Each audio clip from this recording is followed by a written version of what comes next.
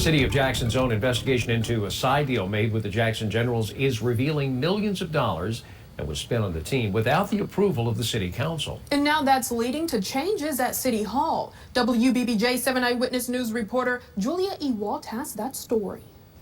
The Jackson City Council was all ears Tuesday morning, listening to the findings on an internal investigation into the former mayoral administration's dealings with the Jackson Generals. Here's my opinion on what happened based on the review of the emails and everything else. We originally reported the comptroller's investigation last month. This time, the Crone Law Firm from Memphis showed the evidence that led to their findings, including the side agreement between Mayor Jerry Gist and the Generals. It's clear that there was an agreement between Mr. Freeman and Mayor Gist that the city was going to provide a $500,000 subsidy to the Generals on an annual basis, and that number varied a little bit. Also, payments hidden into different line items in the city's general fund, creating a puzzle to figure out exactly how much was paid where. It was approved for general maintenance, general marketing, and so by taking it out of there in pieces, there was never an aggregate of it so that you could just look at one line item and say, okay, here's the general's reimbursement.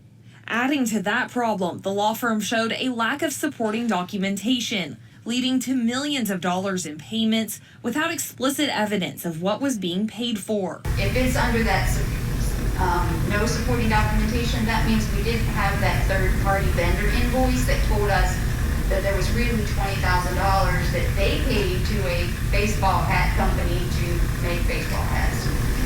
The law firm also presented in-kind freights with nothing to show they were actually fulfilled, split invoices so that financial requests could fly under the radar of City Council, and duplicate payments and potential overpayments, which the Generals have now partially paid back.